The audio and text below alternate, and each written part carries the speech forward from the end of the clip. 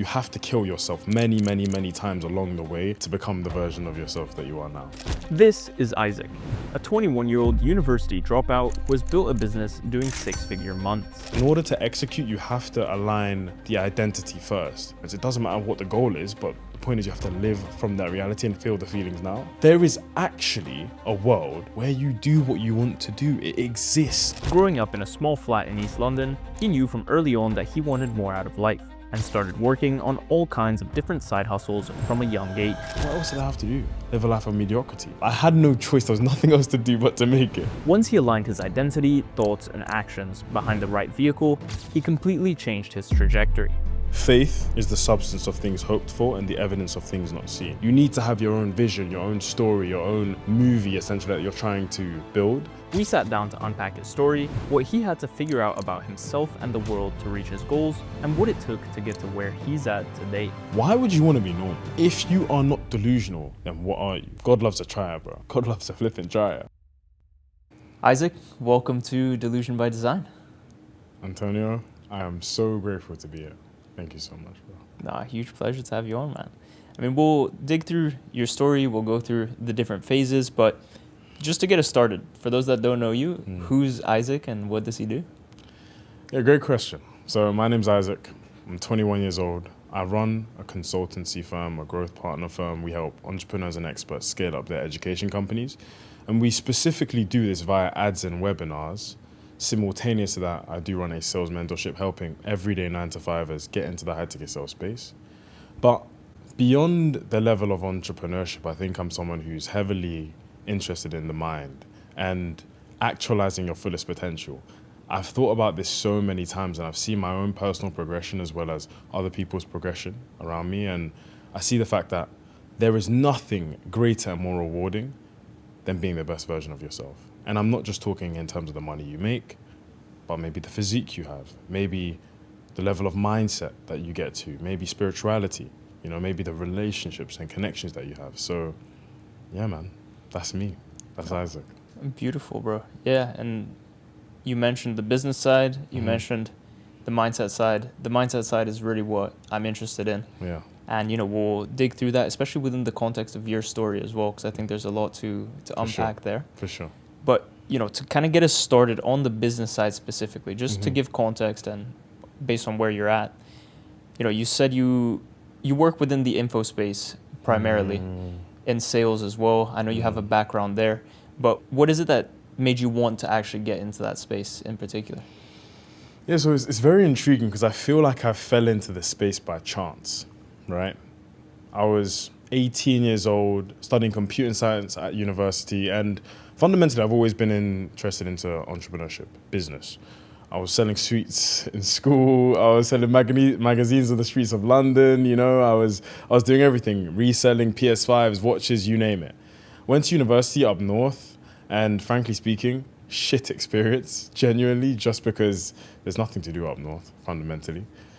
I was studying computer science, and I saw these individuals online, whether they were people who had a massive personal brand, or they just had a massive expertise in a space, but they weren't making the money they should have been making.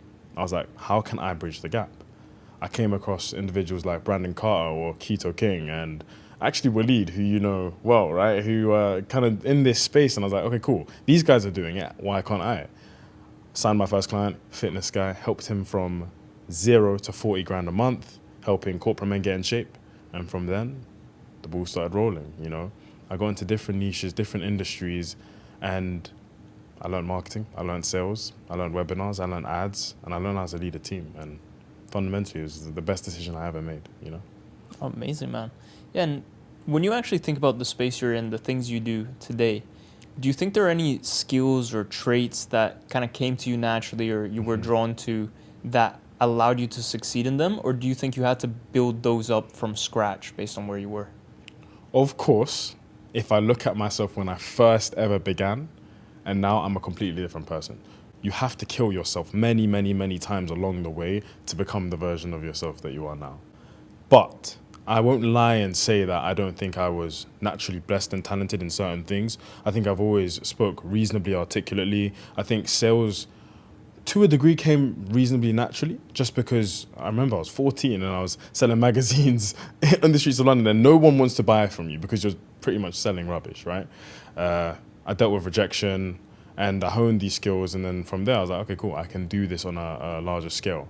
Marketing came easy to me, and I say this to my COO, not because I'm the best at marketing, but because I believe I understand people very well.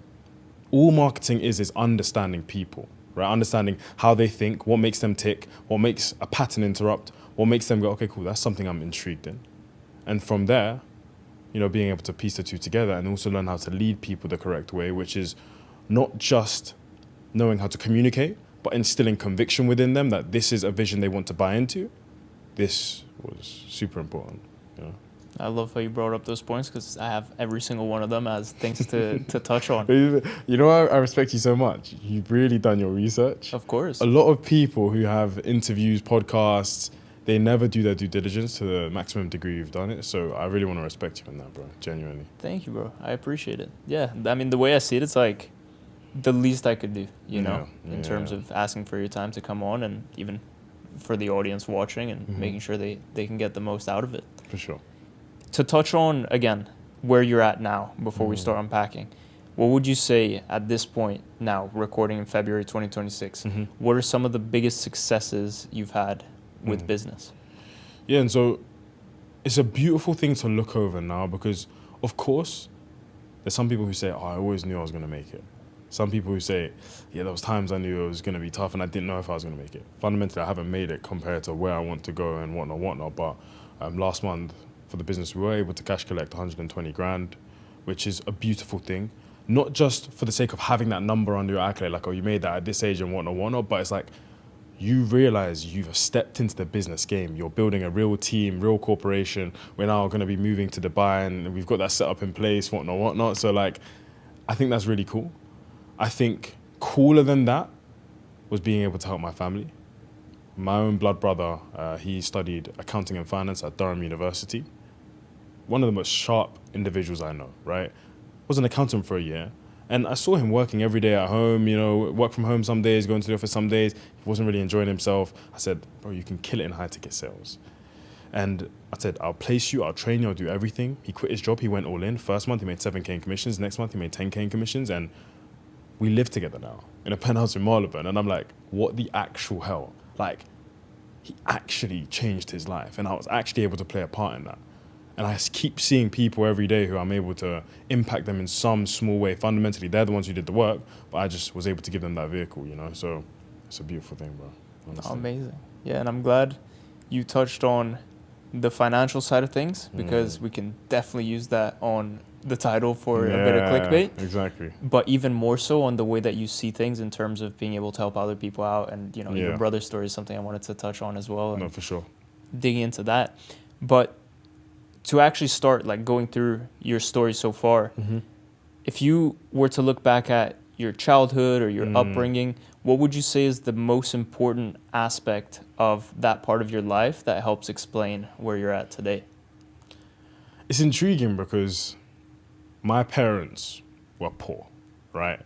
My mum was a mental health nurse, and she's like a health visitor when kids are born. She goes to them, weighs the baby, etc., etc. My dad was a security guard. So very normal jobs, very normal people. Grew up in a 2-bedroom flat in Barking. Like, it was rough, right? But despite them being, I'd say, like, broke financially, they were rich in the mind, which is the most incredible thing and the most thing I'm like so blessed about. I do think that comes from their like strong belief in Christianity. They're both pastors of a church, and they would always instill into me like, you can do whatever you want, like you can make as much as you want, you can be whoever you want to be, etc. Like they would recite Bible scriptures and scriptures and scriptures and scriptures. Like I would wake up at 5:30 a.m. to pray, bro, and I'm like, Jesus. But now I look back at it, if they didn't do that, I wouldn't have instilled the abundance mindset to know I can smash it out of the park and do absolutely anything I want. And that translated in school, that translated in sports, then that translated into business. I think for me, that is it.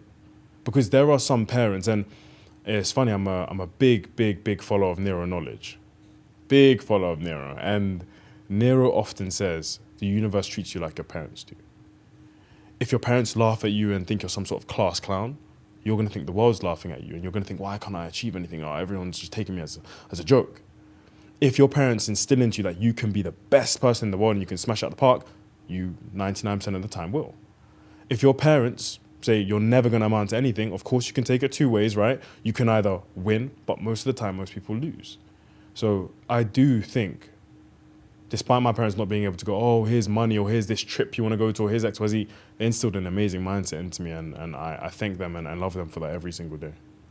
That's beautiful, and I think it explains a lot. Yeah. And yeah, bro, I mean, to actually start digging into the story itself, the big inflection points you had along the way, it'd be amazing if you could do, you know, you've touched on a bunch, but a very quick speed run on like, yeah, what were the actual phases you went through to actually get to where you're at now? Yeah, so start from 14 years old. I remember I just wanted to make some money. Like, I just wanted to make some money. And my thinking point was my mum would buy me clothes from Primark, and I just didn't want to wear those clothes anymore. So I was like, okay, cool. How can I make some money? I remember I called my cousin and he said, oh, you can get this job, like sell magazines on the streets of London, whatever, cool. Started doing that. And I think at that time I was like 14, 15, making maybe like £500 a week. So for a 14, 15-year-old, 2K a month is not bad. It's not bad whatsoever, you know? And I remember vividly, I had made all that money. I gave my mum some to like save up for me, and then I spent the rest on clothes. And then I remember at the end of the summer, I was like, yeah, can I get my money that I've saved up for? She was like, oh yeah, it's gone. Like, I've spent it on rent and this and that and this. And it's funny, obviously it's a blessing now because she was able to take care of the family. But at the same time, at that time, I was like, how does that make sense? So from there, I remember I was in school, I was selling sweets, I was doing anything to hustle. I started selling PlayStations. So PlayStation 5 came out and they were like in really, really high demand, really low supply.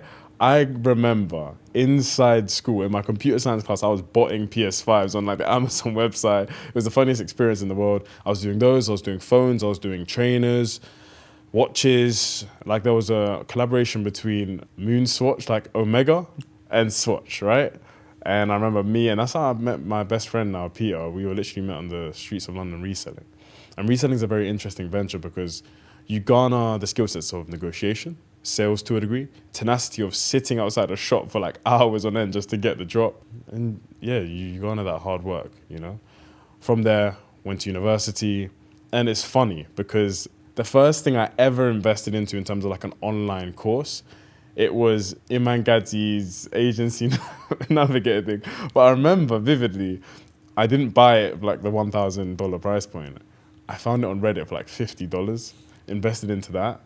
And that changed my life because I fundamentally remember I went to Nigeria for holiday. And I said, in that Nigeria holiday, I'm just going to consume this course. And I banged out the entire course in a week period of time. Came back to the UK, still in uni. I was like, cool, I can attack this. I got an online sales job, which I was doing from 6 p.m. to 12 p.m. every single day while studying at university, while playing basketball, doing Muay Thai. And then 3 months of grinding the agency, it did not work whatsoever, you know? I was knocking on doors in like Manchester trying to get med spas to, sign up to my ad service. Didn't work, didn't sign a single client. And then I got into the business I'm doing right now, So it was a crazy journey, bro. It was a crazy journey. Oh, definitely, bro. And I think throughout that journey, there were several, again, big moments and inflection points that, I want to dig into. But one thing that I think you brought up before, you didn't touch on there since you started at 14. So you said you went to grammar school, but the situation at home was very different to the financial situation that, the kids you went to school with and were around had.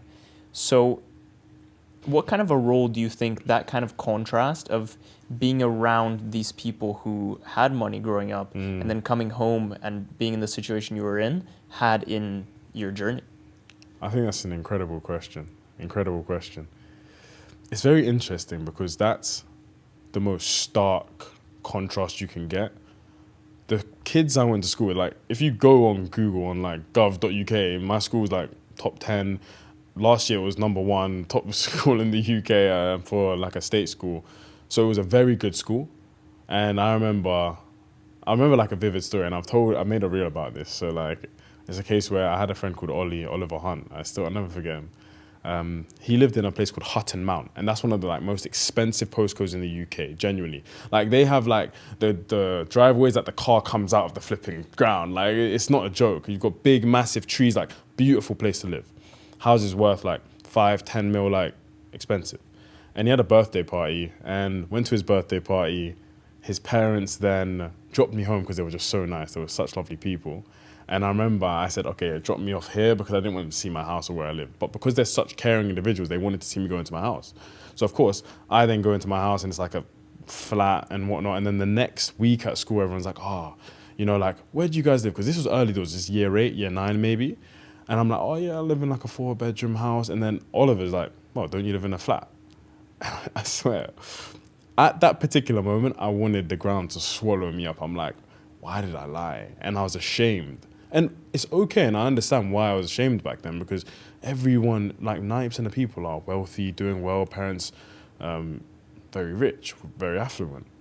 But I realized in that moment, either I have to make something shake and make something happen, or I'm gonna just stay in this paradigm of fear and shame. And I think that drove me and pushed me significantly, because I'm going to this school, great facilities, I'm coming back home, shit situation. So then what do I do? And from there I know, like every single year, every single month, week, day, I was just trying to figure something out, like photography business, this business, that business, random businesses, until I like kept making something happen, you know? And so that essentially instilled like a sense of urgency almost. And 100%. Because all of them could afford to go on the school trips. All of them could afford to do whatever they wanted, buy whatever they wanted, and they were just in great positions. And I just wanted, like I knew when I looked at them and I spoke to them, I was no different to them. Like I could garner the success they had garnered from, of course, being born into rich families. And it's funny now I look back on it, I'm so grateful that I didn't come from a wealthy family, just because I have a great story to tell. But then the crazy thing is, I'll tell you this, my friend Peter, he has like a almost internal disdain for rich people, or people who are born rich. And now I have like such a love for people who were born into affluent families, purely on the basis where everyone should own their story. If you were born rich, amazing, because you can go further and faster, with more velocity. If you were born poor, you have an amazing story as well. Everyone has an amazing story, right? But yeah, I find it super interesting. But I'm so grateful and so blessed. 100%, bro. And even on that, do you think that that experience kind of growing up and seeing that, do you think it led you to act more from inspiration or desperation? No, that's an incredible question. I think it was inspiration, because I really do believe I live in a very positive paradigm on a day-to-day basis. Failure is obviously, it's a tangible reality. It can happen to anyone. But I personally don't see failure as like, oh, you failed and then you tie that to your identity, because that's probably the worst thing you could do. I say this to my sales reps. I say, fundamentally, if you finish a call, you don't close the call, and you beat yourself up, you're attaching that loss to you as a person in your identity. But that makes zero sense, because when Cristiano Ronaldo doesn't win a semi-final or a final, he doesn't say, oh, I'm a shit football player. He never says that. He says, oh, maybe I played bad, but that doesn't matter because I'm going to come again, right? You should never, ever, ever judge yourself of your last win or loss, which is why I know, okay, cool, maybe I had a great month last month, but it doesn't mean I'm now this great guy or I wasn't this great. I was always great. I was always a successful person. I just had to actualize it in this common reality, you know, so, yeah. Definitely. And do you think, and last one on this topic, but do you think that kind of environment gave you like an inferiority complex that you later had to overcome or work through, or was it something that you viewed quite neutrally? For sure, for a long period of my childhood, I had an inferiority complex, 100%, because I would always see them as almost like better than me, and other individuals who just like had more money than me or were doing better than me, I was like, damn, like how do I kind of catch up in a sense? But then you realize that they have their own set of problems. You have your own set of problems. Some of them actually envy you and want to live your life. Often now, because I'm working so hard and pushing content on social media, a lot of those individuals who had the rich parents and whatnot will be like, bro, I'm so proud of you. Like, you inspire me so much. And I'm like, that's interesting. because back then it was a completely different ballgame and a different situation. But yeah, and I had to definitely overcome the inferiority complex, but I do 100% know I overcame it, and now I know like I live in a true state of abundance, and I just have to keep being that best version of myself, you know. 1,000%. I mean, I was gonna ask, but it's almost clear to me at this point. But I do think it served you in the sense of like you were able to kind of use it as fuel and kind of tie it to the inspiration you had alongside it to actually like be working on things. And you know, we'll touch on relentlessness as a concept, but For sure, you know, be able to adopt that in yourself. 100%. I completely agree with you. And when you started reselling, Mm-hmm. were you the only one kind of in your circle and of the people you knew doing that? Or did you have like people around you, people you knew that were kind of like hustling on their own thing? Yeah, that's a really good question. I think the beautiful thing is to have a brother who's aligned with you as well, who also wanted to achieve great things, and whether that's in education or entrepreneurship. So we were heavily reselling together. And then on top of that, I had a couple friends in school who were doing it, but no one was like doing it super, super seriously. But then I remember the summer between end of year 13, so like finishing A levels, to that first year of uni. That's when I met loads of individuals in London who were like hustling hard. That's when I met my best friend now. And it's intriguing to see that you're not the only one who wants to achieve something great. Like that was a beautiful paradigm shift when you like 10, 20, 30 guys just waiting outside a shop, grinding, hustling. I remember we took a trip to Scotland one time just because the watches were in less like competition over there. And so Peter drove all the way up from London to Glasgow, 9-hour drive. And yeah, that was like a true brotherhood, you know. It was beautiful, genuinely. And when you look back at what you were doing then, do you think that the idea was simply, I need to make money? Or was it kind of like, this is a step for me to do something else? Or yeah, was there like a bigger vision in mind at the time? I think maybe at 17, 18, I married the game of business. I truly did, because I thought about it. I couldn't be in the paradigm of not necessarily being responsible to someone else and they're like, oh, clocking at this time, clocking at that time. That's kind of rough. But on top of that, you're just building someone else's dream. As long as you understand, because a 9-to-5 or a job is not a bad thing whatsoever. It needs to be the stepping stone, though. You need to have your own vision, your own story, your own movie, essentially, that you're trying to build. And for me, I married that game of business. And from there, I know, okay, cool. I'm going to attack this business, but this might not be the final business. From there, what's the next one and the next one? And even now, I realized, despite having one business that's doing decently well, one business that I'm launching right now, 2 years, who knows? I could be doing something completely different. But it's just the game of business that I love, you know? Literally. On the episode I did with Milan, Yeah. he brought up this Steve Jobs quote, which is essentially, you know, you can't connect the dots looking forward, but you can connect them looking backwards. So, you know, I had that in mind as I was looking through your story, and I was like, he's taking all these pivots, but like, when you look at it in hindsight, it kind of made sense how it built him to where he's at. But at the time, it's like, surely you can't be calculating your next step like that. Right? Honestly. I do believe, of course, you have to, you know, take the most educated or calculated risk. But fundamentally, as long as you're knowing, okay, every single day, am I attacking violently towards the goal? And the goal is, maybe it's financial freedom. Maybe it's just having a business that you love and adore. Maybe it's potentially exiting the business. Who knows? As long as you attack violently every single day and focus on the inputs, the outputs will cover themselves. You know, success is guaranteed, speed is not. That's for me anyways. But I don't know, for some people, it's not the same, you know? Even you mentioned risk there. You know, you've taken all kinds of different risks. We'll speak about dropping out of university as well. But do you think that the risks you took were all kind of calculated, or do you think you were reckless at times? That's a good question.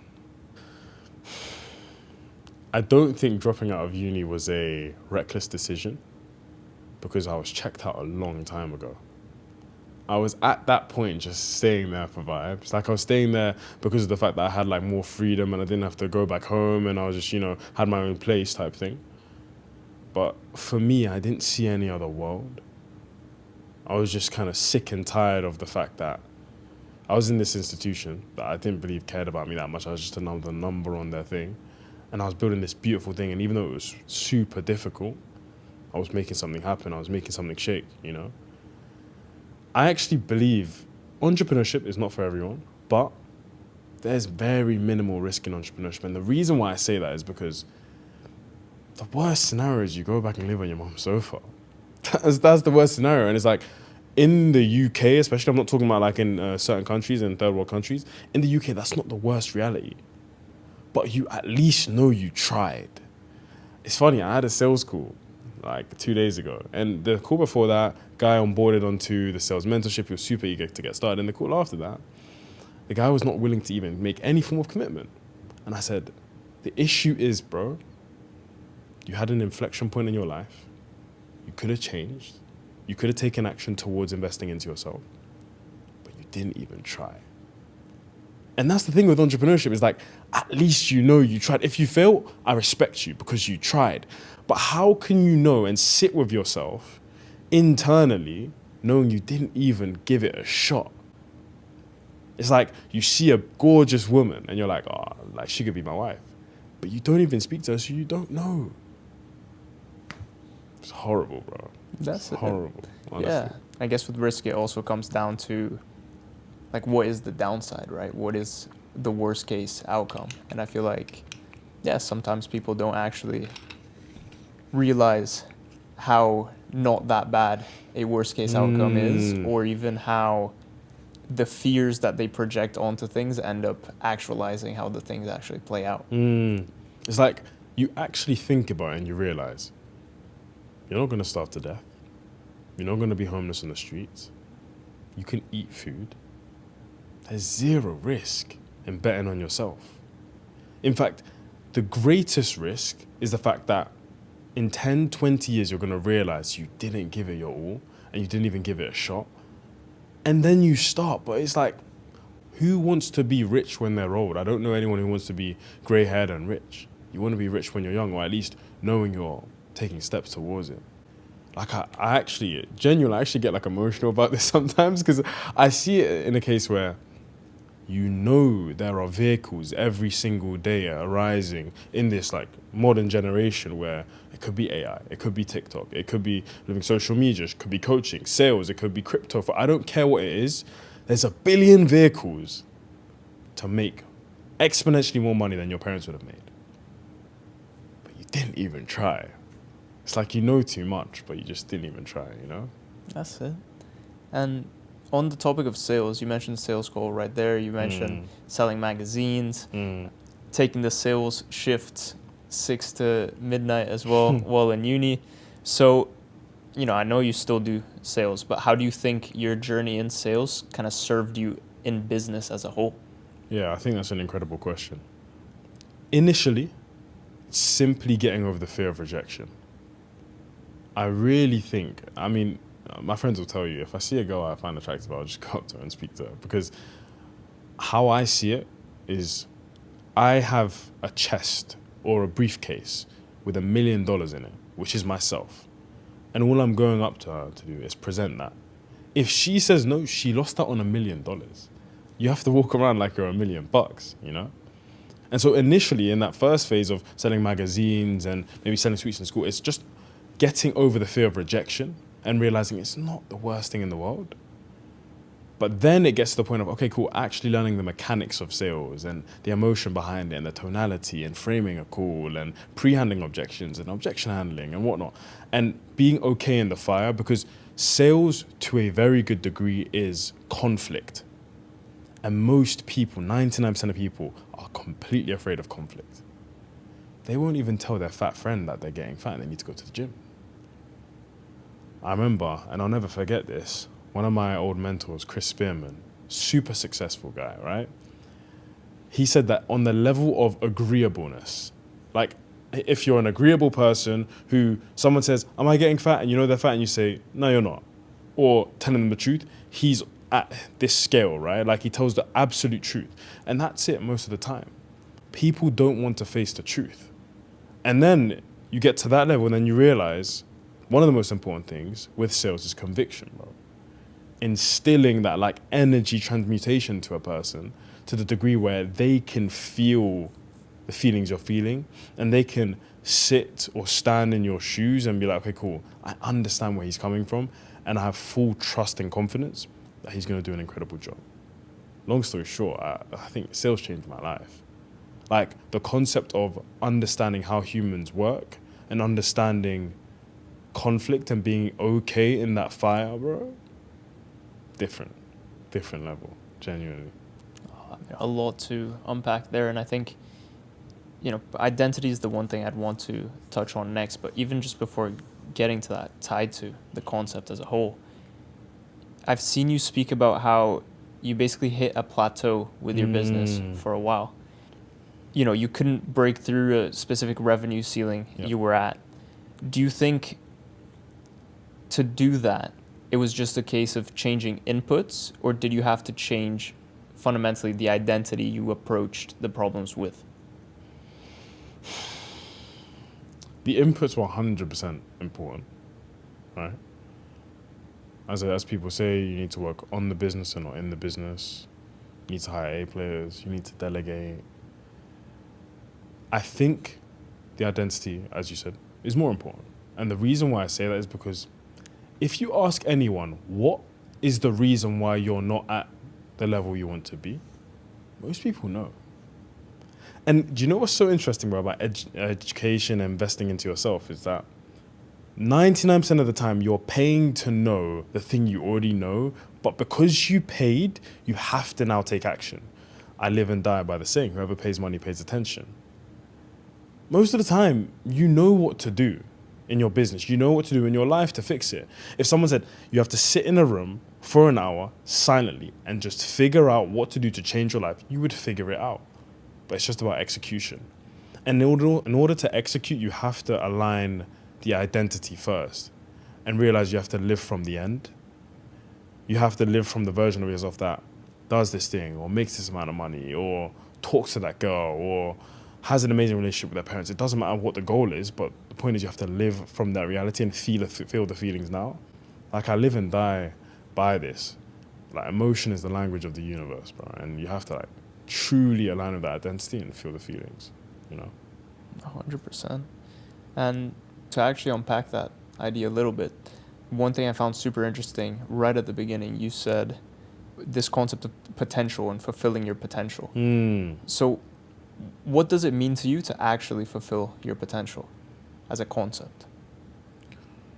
I say this often, health, wealth, relationships, the three trifectas of success.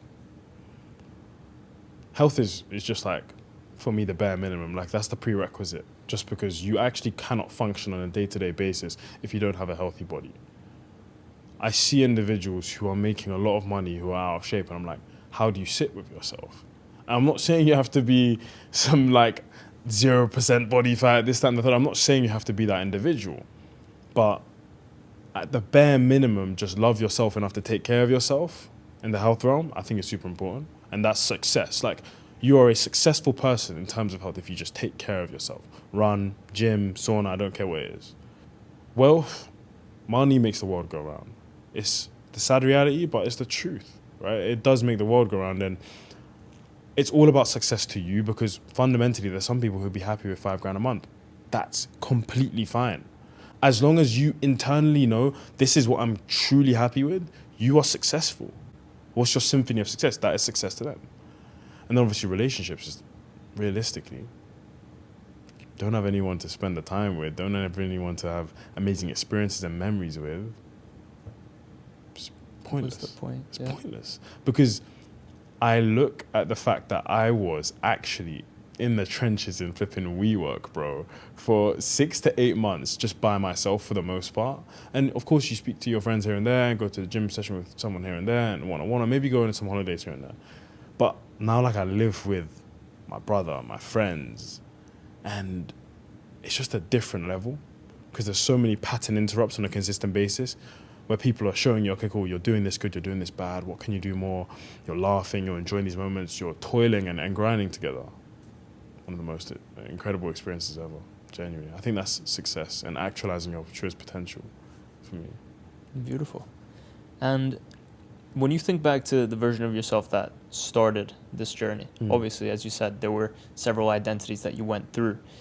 What do you think were the things that you had to reframe in your own mind about who you were that allowed you to really kick on and break through? This is a very difficult question because there's a lot of answers to this question.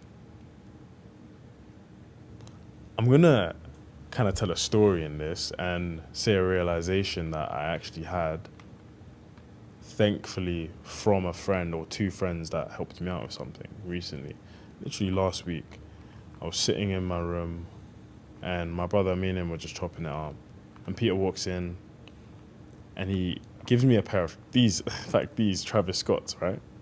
And he's like, bro, me and Ubaid, one of my closers on one of the teams that I manage, or trading offer that I manage, that does like maybe $250,000 a month.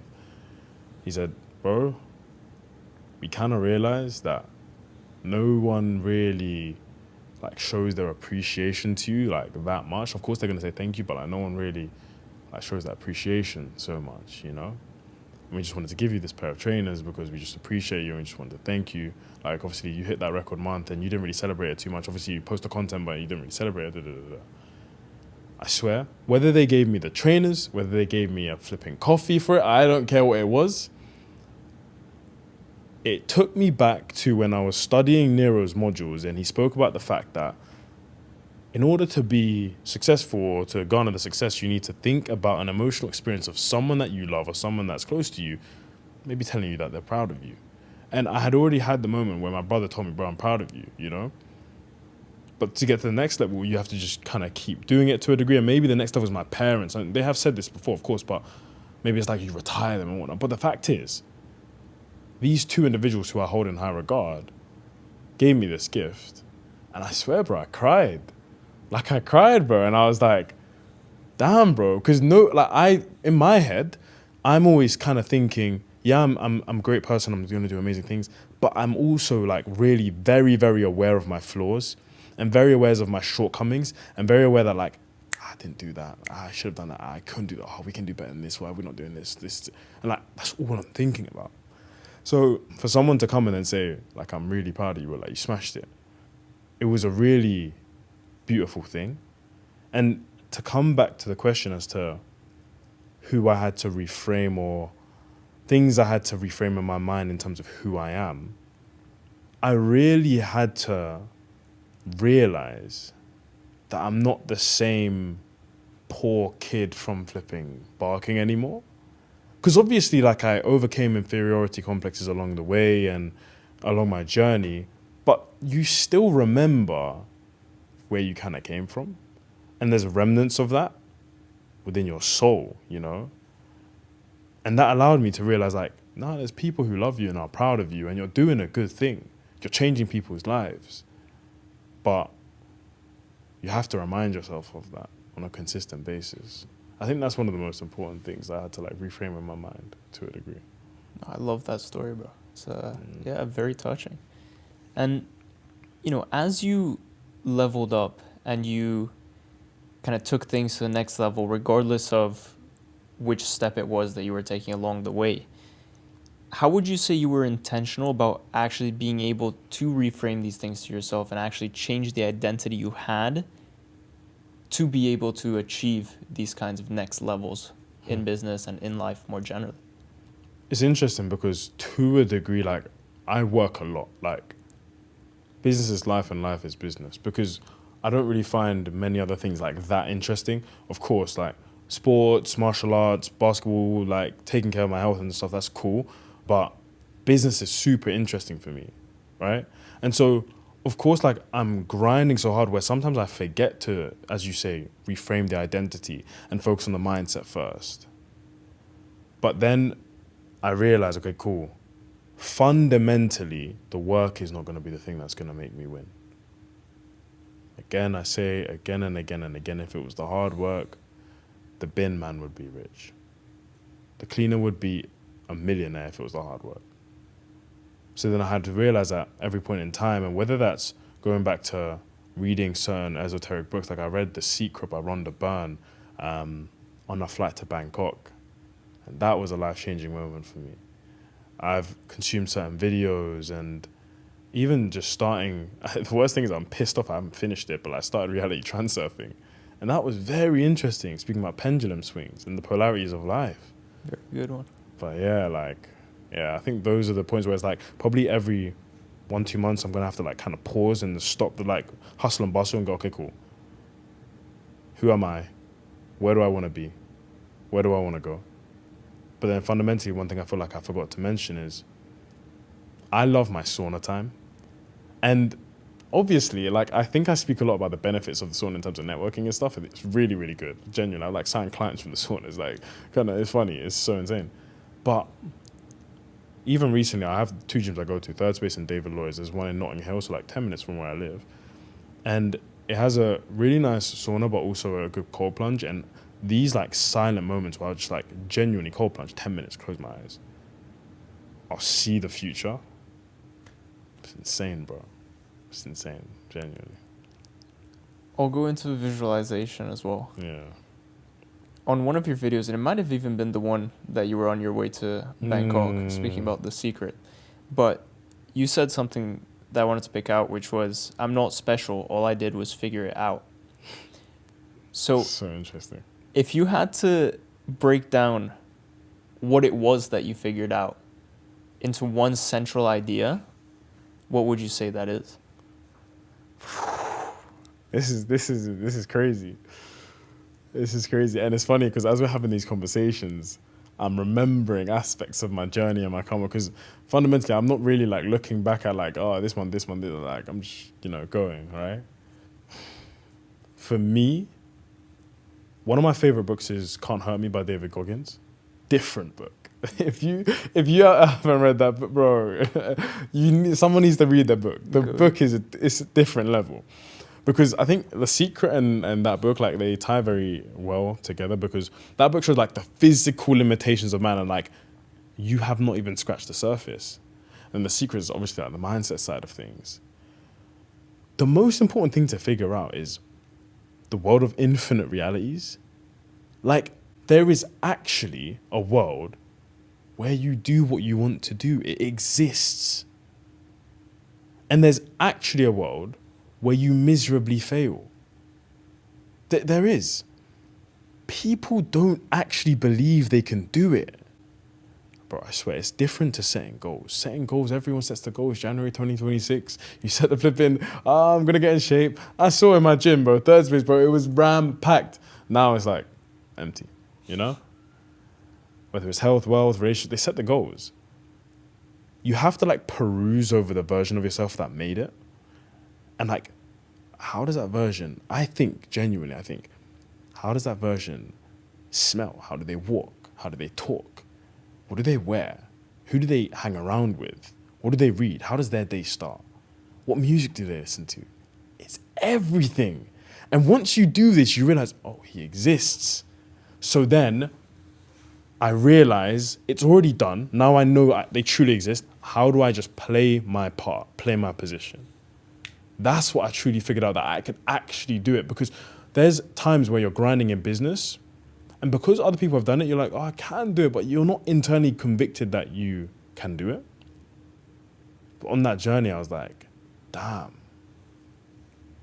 I can do it, It's interesting, bro. 100%. And on the topic of identity, but more specifically tied into worth, I saw another video of yours where you essentially speak about being afraid of money. This is incredible, bro. I massively respect you, honestly. This is incredible. This is insane. Had to be done, bro. This is insane, bro. But to you, if you were to take that concept, right, of worthiness, of self-image, of identity, and tie that to money, like, what does it mean to you to be afraid of money? Like, what does that look like? I'll never forget, I was on the bus, 8 years old? 9? I don't know, I was in primary school. And I asked my primary school teacher, yeah, like, how much do you make per year or per month? I don't know. How much do you make, miss? I remember. And she goes, She like looks at me, she ignores me. And she's like a lovely teacher, by the way, Miss Thorpe, I remember. Like, and I'm like, no, miss, how much do you make? And she's like, Isaac, you know, you're not allowed to ask people how much they make. You know, it's very rude. And I'm like, what? And back then I was like, how does that make any sense? It's just money. But maybe from there, I got instilled that money is this really taboo topic. And I'll tell you this. It's mainly in the UK and Europe and like this side of the world. Because in the US, they don't give a monkey. Like, they don't care. Those guys will just be like, what's your credit score? How much you make? Or how much you pacing to make? Like, they're hungry. They're violent individuals. I respect US capitalism to a high degree. But in the UK, it's very taboo to speak about money and be about money and make money and, you know, have aspirations beyond the standard stuff. And I realized 99% of people they're afraid of money. They're scared of money. They want to make this money. They don't want to do the things that allow them to make it. They don't want to have conversations about money. What do friends speak about when they meet? Frivolous things. Oh, how's your missus? Yeah, she's okay, mate. How are you doing? Oh, okay, good, mate. Oh, how's the job doing? Oh, it's all right, mate. Yeah, it's random. No one comes together and schemes, how can we change our life together, guys? But then when guys do it, everything changes. And it's because of the programming you've received from when you were younger. Salary is a very taboo thing. It's funny, I had a call with another guy yesterday trying to get into high-ticket sales. And I asked him, so how much are you actually making as a portfolio analyst in like a company? And he goes, because you're not in my company, I can tell you. And instantly I'm hearing that, I'm like, that's so intriguing. Because you're not in my company, I can tell you. So in your company on a day-to-day basis, no one speaks about their salary. Everyone's afraid of money, but they want it so badly. But of course that's impossible. So you actually have to love money, not the things money gives you, not the luxuries and whatnot, but like love the fact that money is just value. So just become a more valuable person. That's literally it, bro. That's it. No, I love it. And especially, you know, having grown up here and being around what you just described, I think makes perfect sense. Like the different kind of mindset here, maybe in Europe in general, about money and these kind of, I don't know if it's limiting beliefs or the fact that it's more of a taboo subject, people don't want to speak about it. How do you think you can reframe it to yourself in a way that, you know, if you want to go deeper into it, in a way that allows you to attract it, but more generally at least stops you from repelling it, being afraid of it? It's super important. As I said, money is just value, right? You need to become an extremely valuable person. You need to build the garden. You run after something, you chase something, you never get it. A cat's on the street. You say, you run to the cat's going to run away from you. You see a girl on the street, you say, oh my gosh, I love you so much, like, will you marry me? She's like, I don't know, you, what the hell, like. But then if you're the person that is worthy of her coming towards you, of course, you're going to attract this girl. It's the same with money. It's like, fundamentally, the money's here. To get to the money, you have to work with someone or do something. And you have to ask yourself the question, this person, maybe it's a client you want to sign, who do they see and who will they tap in with, and what type of individual will they pay? Are you the type of individual they will pay? Because if you're not, then why are you trying to get money? Why don't you just try and become the person that's valuable, you know? That's the number one most important thing. Like, you can do loads of different things and you can make a quick buck here and there, but to consistently have an evergreen money machine is like insane value to the market. Like right now, I look at the company that we're running and I hand on heart say, in terms of our space in the UK, helping people with ads, marketing, webinars, sales, there's no one that's doing what we're doing. There's no one that's taking it to the level that we're taking it. And you become so sticky to your clients where it's like, even if they want to leave, they're like, oh, but these guys do this and this and this and this. They make my life so easy. Again, fundamentally, it's like, how can you make your clients rich? If you make them rich, you're going to be rich naturally, you know? And, you know, now that you've kind of overcome, now that you've fully overcome that mindset and, you know, at 21, you've made good money for yourself. Mm-hmm. How has that kind of financial success changed the way that you see or engage with the world? So interesting, because I think when you interact with normal people, sometimes it's a bit dangerous, and I'll say why it's dangerous, because it can affect your frequency and your paradigm. For example, the way I operate now is like maximum efficiency. I'll be deadly honest in saying I haven't cooked for a year straight. And it's only because, okay, I don't eat breakfast, I intermittent fast, and I probably have 1 or 2 meals a day. I have a matcha and a ginger shot in the morning, for example, but those 1 or 2 meals, you're not going to see me walk into the kitchen and cook up a meal. It's a waste of time. Like, if you're spending time to cook like with a friend or something, that's different, but like for the most part, it's a waste of time. Same way, I'm going to get an Uber to most places, unless like, for example, it's just like easy to get a train. Same way, like yesterday, for example, I was on a call with a guy who helps non-US citizens get credit, right? Like US credit. And he's like, oh yeah, 3K for his thing. I'm like, okay, cool, let's make it happen. Why? Because I'm not going to try and figure it out and like do the chat GPTing and spend like 3 months figuring it out. Or I could just get the guy who has the information and get to the bag essentially. Fundamentally, like I see myself move with a lot more velocity than before, where it's like you think about something and you'd not invest and you'd go like, The number one trait of a successful person is they make decisions with velocity, and difficult decisions as that. Like, I remember me and Peter last year spent 20K on a mentor. Got absolutely nothing for it. But do I regret it? Absolutely not. Because I learned something. And at least now I know.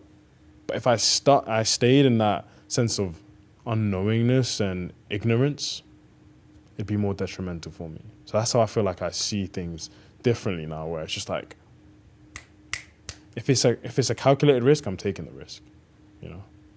And you mentioned this concept of velocity, right? And again, I've heard you say and use the term success loves speed. So my favorite term. If you were to break down like what that means in practice in terms of the way that you make decisions, in terms of the way that you approach life, like how do you kind of look at yourself embodying that mindset? I think, and the sad reality is this is not the same for everyone, but for anyone who's competent to a degree, I believe success is guaranteed, speed is not. You're probably going to get to where you want to eventually, as long as you're a hardworking guy, you're competent, you're not a retard, like you do the stuff you need to do, you work hard. But again, we all know we want to be successful as quickly as possible.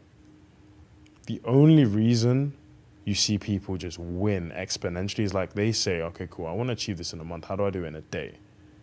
And they just squish the time between all the BS that most people face on a day-to-day basis. Like, you look at corporate companies and the speed at which they move is so slow. It's like, yeah, so we'll get back to you in 2 weeks about XYZ tiny thing. It's like you're moving the needle so slow, you can't do anything, right? For me, with your inputs, you have to be like unreasonably unhappy with how quickly you're doing them. Like, you have to just be like, can we do it quicker and quicker and better and more efficiently? But with the output, you really can't rush greatness. Like, you have to know, okay, cool, you're inputting very, very quickly, but that might not work, but at least you're failing faster. You can't be getting further away. You have to be getting closer, you know? And that's how I see it. So right there at the end, you mentioned you can't rush greatness. That's also something I had down from you as well. So how do you kind of contrast and... Yeah, it's a dichotomy, right? Because it's like success loves speed, but you can't rush greatness. Precisely. So how do those two concepts exist at the same time in your head? Like, how have you kind of grown to understand the dance between them? The main thing is success loves speed only and mainly applies to your inputs. But can't rush greatness applies to your outputs and like the actual result. Because again, it fundamentally comes down to the fact that, okay, you could have a sales call and you won't close the deal and you're pissed off and you're like, oh, I thought that was going to be the perfect deal. But then the next day, an even better deal comes on and you're like, oh. And the only reason that better deal came along is because your inputs, you were literally chipping away at the block. It happens so often, I can't believe it. You don't sign one guy and you're like, oh, man, I didn't sign him. And then a better guy comes along and you're like, oh, thank the Lord I didn't sign him because, you know, so... Fundamentally, like, nothing is good or bad. As long as you do the inputs as quickly as possible, you'll get the output or the feedback loop, essentially, with speed. Much faster. And there's a very good book by Tim Grover, who trained guys like Michael Jordan, Kobe Bryant, called Relentless. What does that term mean to you? Yeah, that's a good question. There's the concept of work-life balance. Don't really believe it exists to a degree. It just depends on how far you're trying to take it. For example, I've seen closers, they live amazing lives because you can just position your calls at a certain time of the day, you can play paddle all day, go to the gym, do XYZ, take your calls and make your 5, 10, 20 grand a month. And yeah, like, it's a good lifestyle. It's actually a good lifestyle. But sheer excellence, like top 1%, building a company, gotta be all in. You gotta be relentless, you know? And it's like, it never stops. Because you'll be like, oh yeah, I just got a record month. And it's like, oh, more clients. Oh, more people want to work with me. Oh, more calls. Oh, more delegation, more hiring, more SOP, more systems, more backend, more content. You film one set of content. Oh my gosh, I got this amazing content now. It's going to run out. More content, more content. It's like, it never stops. But that's okay because that's why you have to fashion a life you actually enjoy within the grind. It shouldn't be a case where you hate the thing you're doing. And this is not about like picking something you love.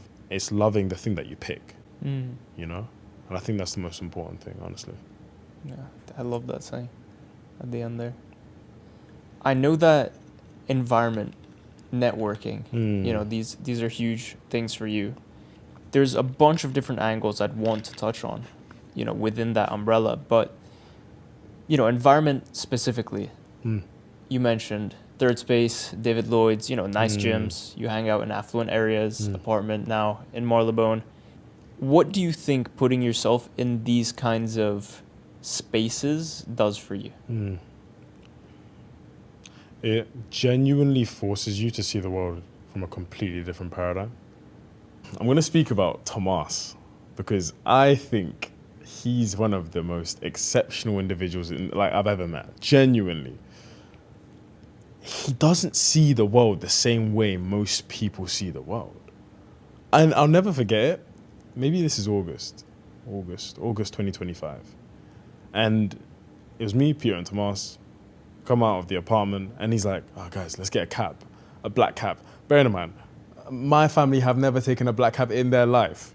Like, of course, you take one here and there, but like, I don't see people calling black cabs just because, bro, I'm going to get an Uber, I'm going to wait for the thing. And this is like, okay, call a black cab, boom. Oh, let me just pay for, and he just moves quickly, right? And he's like, oh, do you know what?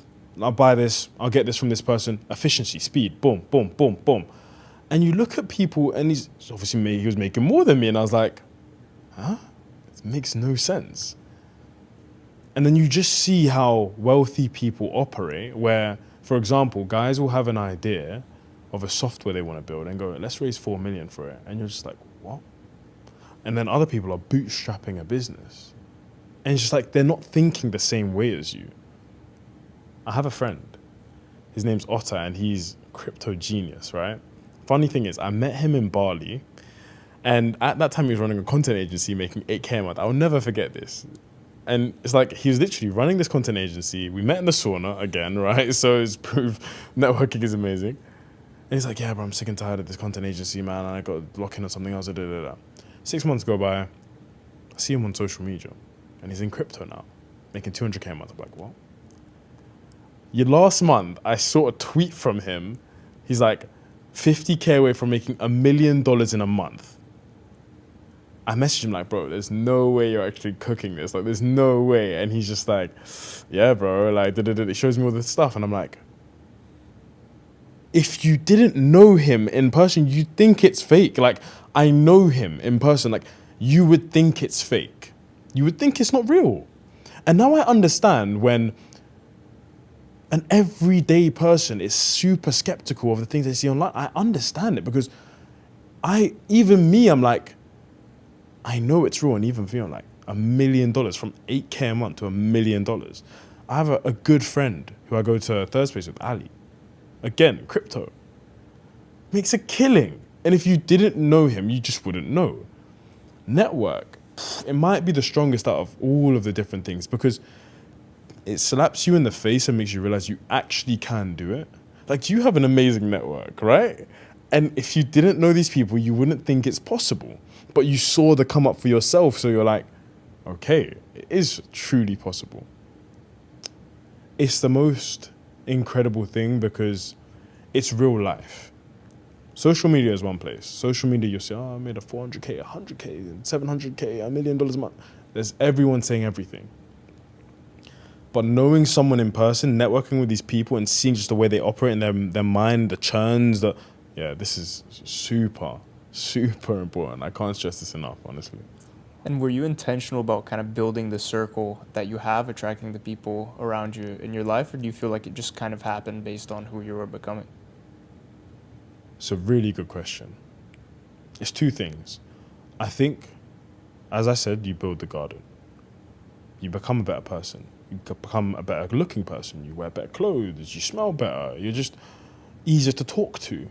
And so you have people like naturally having conversations with you. And then the second you start speaking, then, okay, cool, he's someone worthy of having a conversation with, them, boom. But I remember when I first started going third space at the beginning of 2025, I was just going for the gym. And like I genuinely like put my headphones in, lock in, not speak to anyone. And then I was like, why am I paying like £400, £500 a month for a gym membership and not speaking to the people here? I said, okay, cool. I'm going to speak to one new person every single day. Did that. Within a month, I know everyone in the gym. And things happen. Zaki, one of my biggest clients, trading guy, meet him in the gym. 4 months of just like chipping away at telling him, bro, you should do this, bro, you should do that. He signs on with me and he goes from 10, 20K a month to 250K a month in the space of 4 months. I've met students for sales. I've met people that I've connected with people. Like, I know a guy called Shill from the gym, and he's one of the co-owners of Creams, the dessert place. And then one of my friends, Terry, and he's a done with you client, he does Airbnb, and Shill owns a lot of properties. They connected together, and Shill offloaded like 30 of his properties for Terry to do Airbnb with. It's incredible, but it's only via intention, but then also just intentionally becoming a better person, where naturally you're going to network easier, you know? So tie those two things hand in hand, and it's a secret weapon right there. Precisely.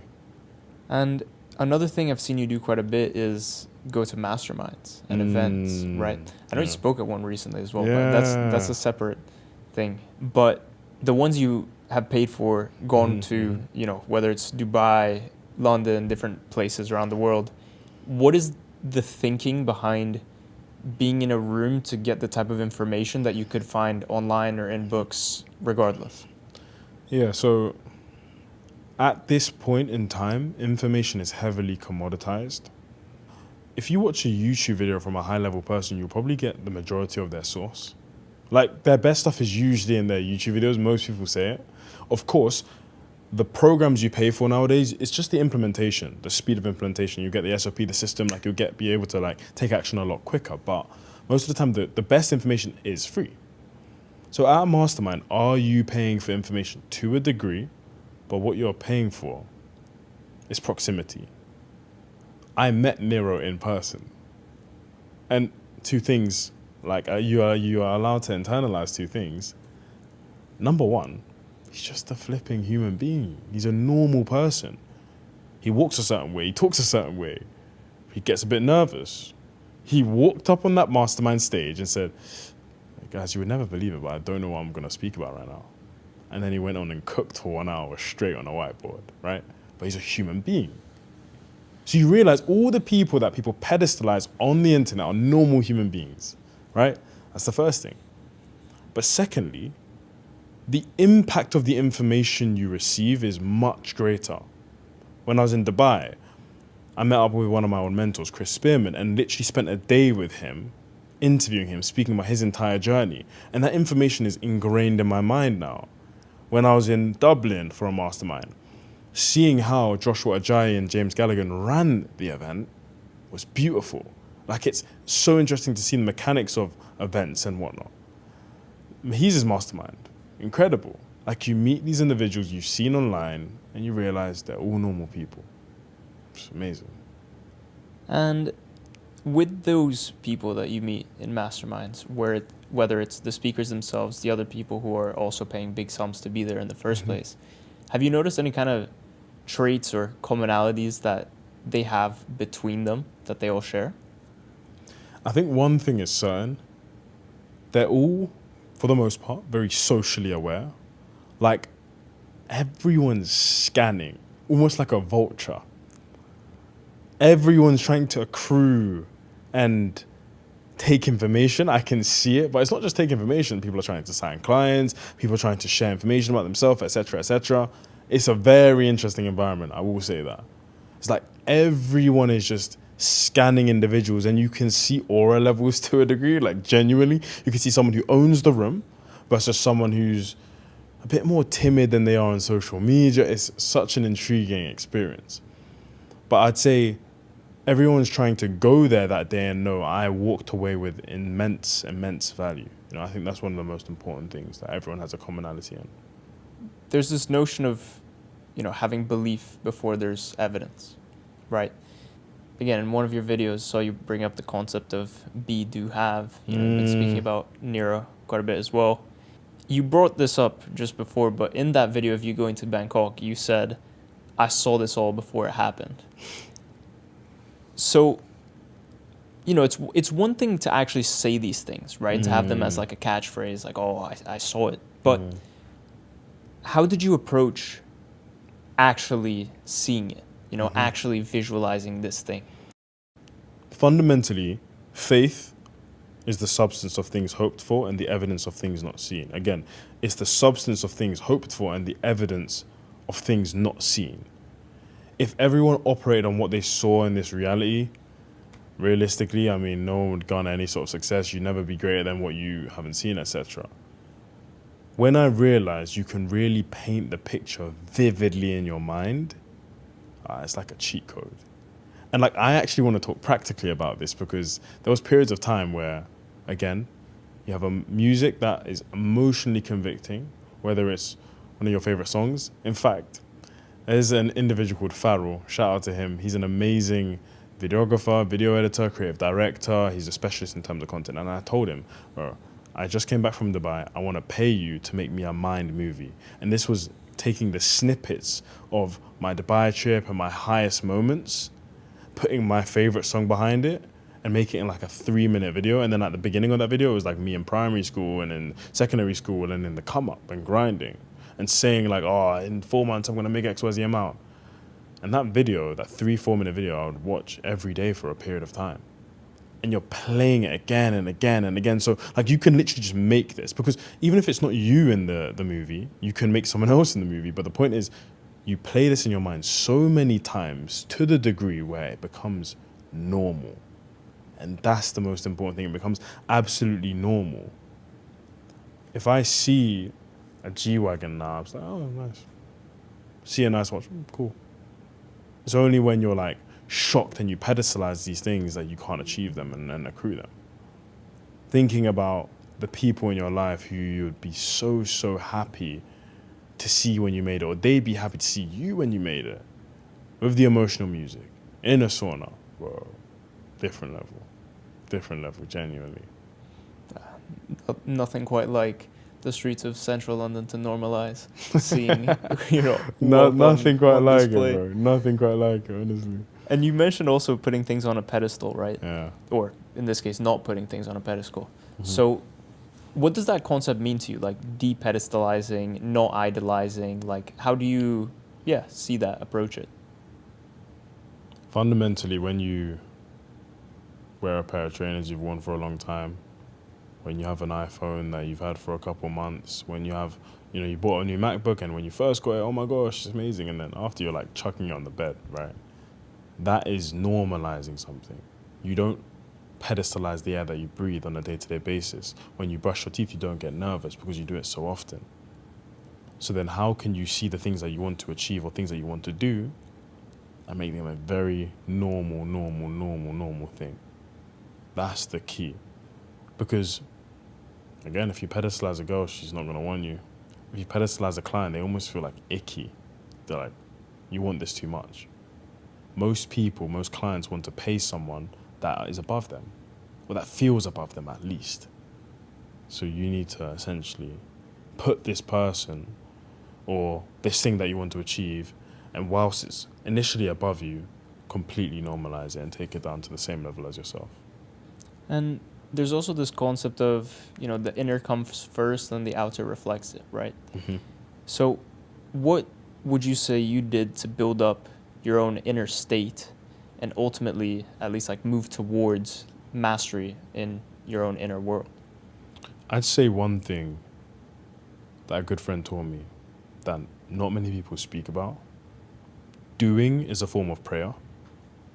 Genuinely. Doing is a form of prayer. And this for me is a painful topic because all my life I saw my parents, pastors of a church, strong Christians. My mum, probably for the last, I can strongly and confidently say this, for the last 10 years, if not 20, has woken up at 5:30 a.m. every single day to pray. Every single day, bro. As in I have never seen her miss a day personally. And the reason why I know is because I'll wake up and I'll see the WhatsApp of her sending the Bible scripture for the day and whatnot. So I know she does it. But faith without works is dead, bro. It's dead. Prayer without action is dead. It means nothing. And it's not just my parents. So many Christians around the world, they pray, read the Bible. God, please. Firstly, praying in a paradigm of fear, please, I'm begging. But if you ask yourself, did you do the things that allow you to get to the level you want to get to? You didn't do it. So what's the point in praying? In fact, that's disrespectful to God to think he's going to magic the money into your account, because he's never going to do that. He's going to give you the ability to do the thing. He's not going to do the thing for you. And this was a realization I had where being the best version of yourself is respect to God, because you are a container of God. You are a soldier of his. You're a representative of his. How can you not want to be the best version of yourself, bro? There's a scripture, it's Christ is in me, the hope of glory. Bro, you have his, literally DNA coursing through your veins, and you don't want to do something great. It's how? That's just disrespectful. I think this is what people need to realize. Why are you going to keep praying when you're not willing to do the action? It makes no sense. And as you shift through identity and you win over your mind day by day and improve the little things, there's ultimately a lag between where you're at and what the external shows you. And in your journey, there might have been several other points, but I noticed particularly that period you mentioned where you plateaued for a while. That was something where, again, you're improving in your mind day by day, month by month, but the external isn't showing it just yet. How did you learn to deal with the kind of doubt and uncertainty that came with that lag within that period and not lose faith that you were doing it in the way that was going to get you to where you wanted to go? If I'm being deadly honest, I had zero choice. I literally had zero choice. And this is why I think there is severe power in burning your boats or burning the bridges, essentially. If I was still in university, I could take the safe route. I could be this isn't working out how I wanted it to do. Let me lock in a bit back on my university degree and then whatnot. And I could have maybe passed my university degree and gone into some tech role. If I was working a 9 to 5 and I was starting the business on the side, yeah, it's not really going the best. Let me just, focus on the 9 to 5 and then I'll come back to it in a couple of months. But I had no choice. You think I can come to my parents, drop out of university, and then be a scrub? Absolutely not. It's not even a case of how did I had no choice. There was nothing else to do but to make it. I had zero choice. I just had to take it there. And there's people betting their chips on me. There's people, there's so many people that their lives would have been the exact same if I didn't make it happen. Now I realize it's there's a show I used to watch called Attack on Titan. I think, by the way, best show in the world. I think it's the best show that's ever come out, like my favorite show of all time. And there's a song in the show called The Weight of Lives.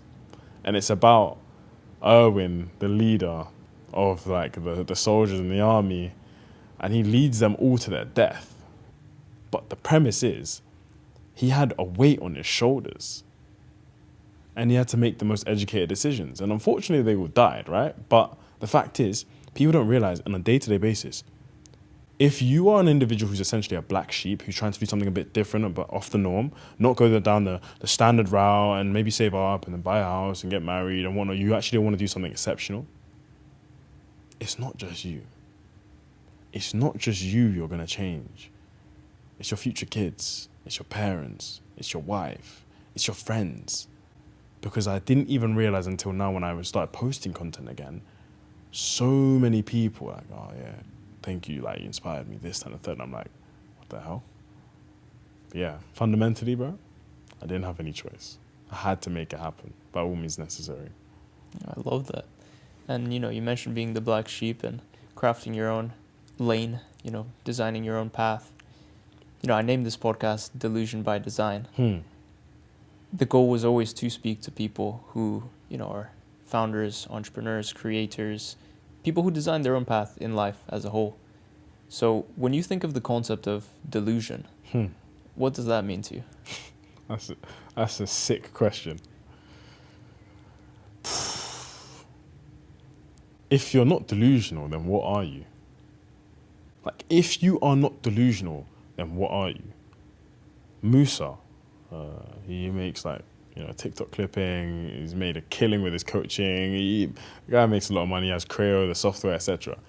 He said one thing on his story like a while back, and he said, why would you want to be normal?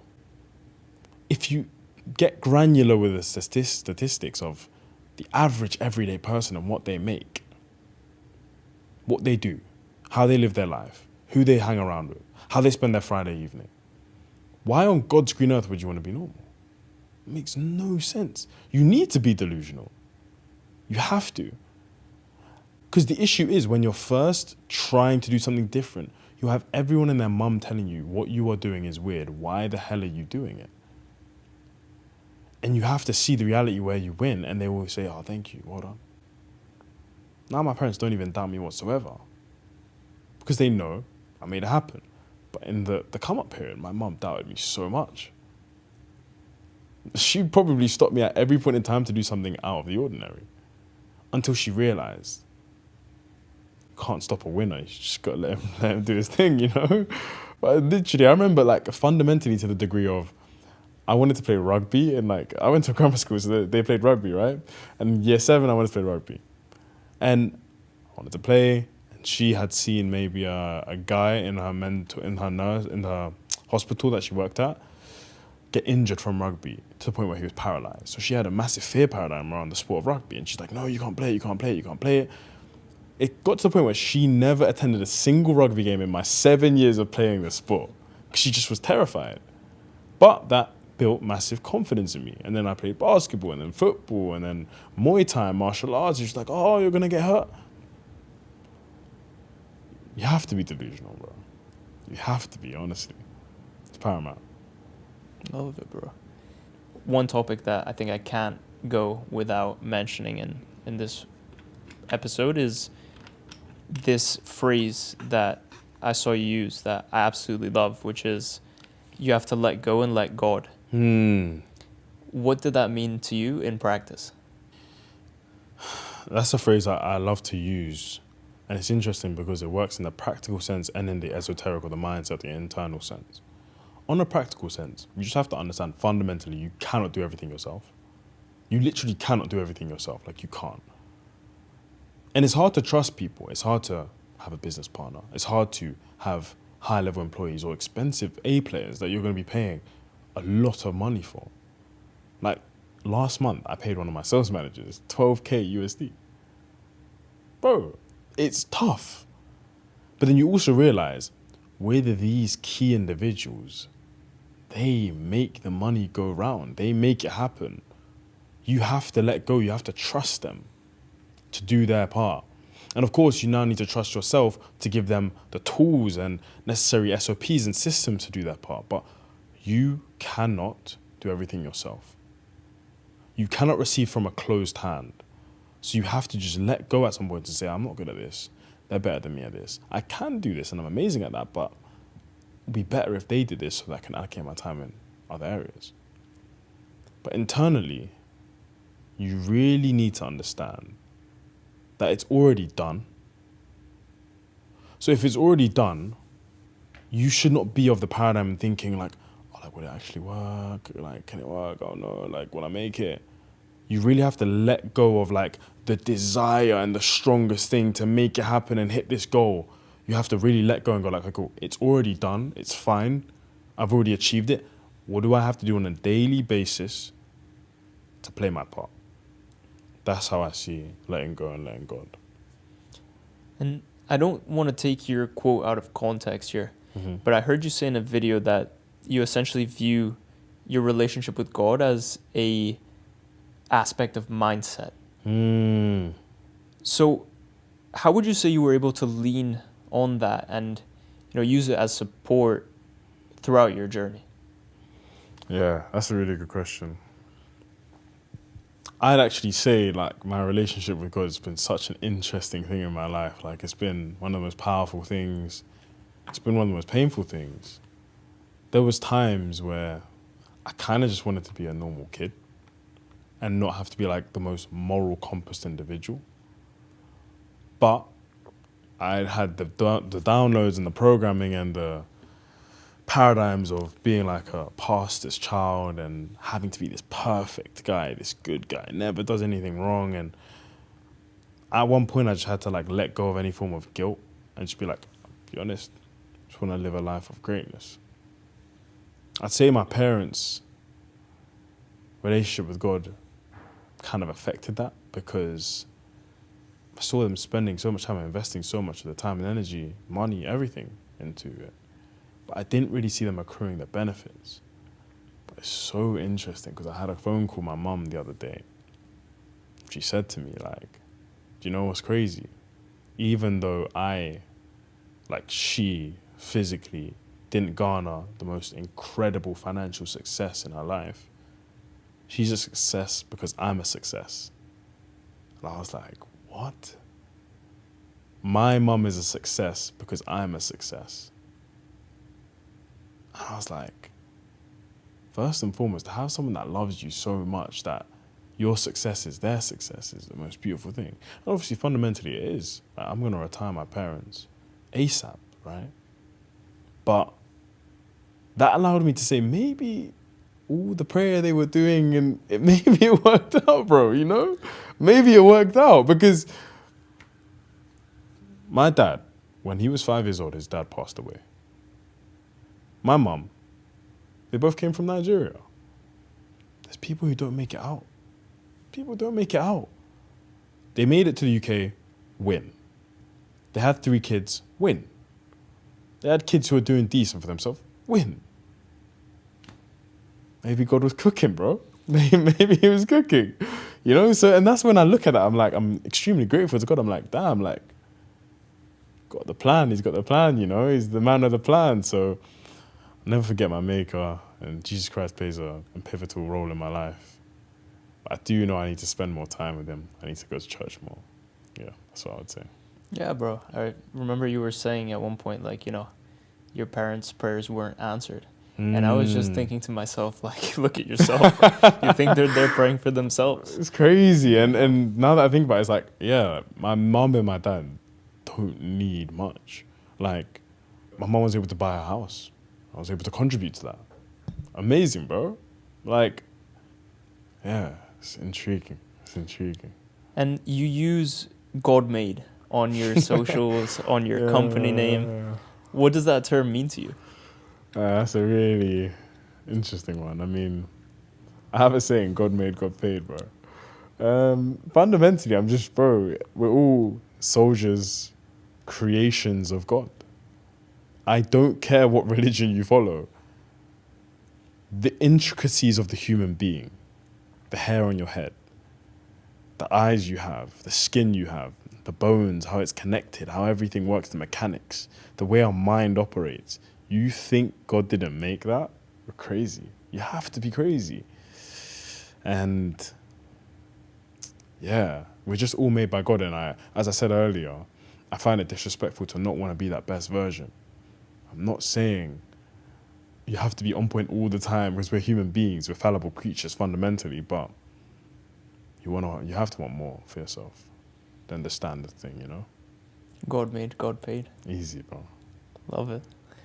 I guess one last topic, just because we do, have to wrap, but this concept of conviction, right? Vision as well. Were you always clear on the direction you wanted to go in, or was that something you developed over time? I think I was always clear. I think I always wanted to win. And business for me seemed like the most optimal and only path to win, the way I wanted to win. But then there's a point in time, maybe like year 9, year 10, when I was 14, 15, 16, I was like, I actually also hate losing. It's a horrible thing. Horrible thing. It's like, you could have prepared a bit better, you could have done more, you could have trained more, and you lost. And it eats you up. And I'm like, I don't want to feel that feeling. And it's like across the board. Because you look at the individuals absolutely killing it, and then you realize they're not that different to you. They have the doubts, they have the fear, they have the feelings of inadequacy, they have the inferiority complexes, and they still take action, they still win. So why can't that be me? I think I had the vision from early, to be fair. And do you think you had conviction in your own ability to achieve what you set your mind to from the start, or was that something you developed along the way? I think I had conviction in trying. God loves a trier, bro. God loves a flipping trier. I had conviction in giving it a shot, for sure. Absolutely. Just spinning, rolling the dice, bro. Seeing if it lands, like giving it a shot. And then, via giving it a shot, and via landing those shots, I said, okay, I can actually do it. And I will say, despite having a lot of wins stacked up, if you don't have a win for a while, you start to doubt yourself, But then the blessing is you have people around you that remind you that you're a winner, you're doing well, bro. Just keep at it, What would you say you had to sacrifice to get to where you're at today? It's interesting because I say this where genuinely feel like when I look at when I finished sixth form, I had amazing friends. I look at the picture or like the carousel I have on my Instagram of all my sixth form friends and whatnot. And frankly speaking, I probably speak to like one of them, two of them, three, maybe like at the most. And I was like not popular, but like I was good friends with a lot of people. And I lost all my friends. But then what did I gain? And this is the thing I think, fundamentally, everyone just forgets. You have to ask yourself the question, is the juice worth the squeeze, bro? And 99% of the time, the juice is worth the squeeze. Like, if I look at, would I trade the life I have now for previous life? Absolutely not.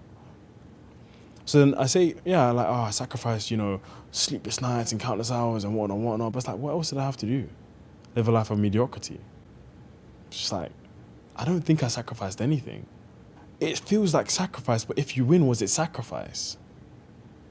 It's only sacrifice when you don't win. And again, I believe success is guaranteed, speed is not. If you stay in the game, you will win. It's impossible to lose. If you stay in the game, you will win eventually. And for some people, the guy who started KFC was flipping 50 years old and he made it happen. For some people, it takes them 10. Some people, they garner the success super quick. Congrats to them. If you stay in the game, you will eventually win. Beautiful. Yeah, bro. I mean, listen, we could have gone on for twice the length we have. More than anything, I appreciate you coming on. I appreciate you massively as well. We've not spent tons of time together, but I always had a super positive impression of you because of the way you carry yourself, the energy you bring, the smile you have, like the way you approach interactions as a whole. So, yeah, bro, I've loved seeing you win as much as you have. And I know for a fact that on the path you're on, the good things are just going to keep compounding for you, bro. And I genuinely want to say, bro, I really appreciate this opportunity. there's never been someone who's taken this much effort and time into the intricacy of doing a podcast like this. It means the world to me, bro. No word of a lie. Genuinely, bro. Like, Okay. I appreciate so much, bro. Genuinely. No, Yeah, this is a beautiful experience, honestly. I appreciate it, bro. And yeah, I think whenever it is, when we run up part 2, trust me, I'll have enough material to not even have to dig into the challenges you've taken since. Yeah. But bro, just a 100%. couple finishers I always Yeah. like to ask. Go on. So if you could speak to a past version of yourself that was going through a tough time, whatever that time was, it could have come up on this conversation, it could have not. What advice would you have to give them? Just stay in the game. There's nothing else you have. You have no other choice but to stay in the game. Just literally stay in the game. There's nothing else. Bro, it's like, do it quicker, be more optimal, meet more people. It's like, just stay in the game. As long as you stay in the game and you play your hardest, you're chilling. And if you had to leave the audience with one final thought that best sums up the message you'd want to be known for, what would that be? This is tough, bro. One final thought. Yeah, man. God made, God paid, bro. That's all I'm going to say, honestly. Just like, fundamentally understand who you are. Like, you're actually someone special. You're the main character in your own film, you know? And play like that main character. Act like that main character every day. If you woke up and there was a camera right there, like, what would you do, you know? That's it. Beautifully put. Yeah, bro. I've loved it. Appreciate you. Thank you for coming on. If you made it to the end of the conversation, don't forget to like the episode, subscribe if you enjoyed it as well. And if you want to watch another one of these conversations I had with someone who we went into these types of topics and a lot more in a lot of depth, you can check out my episode with Milan right here.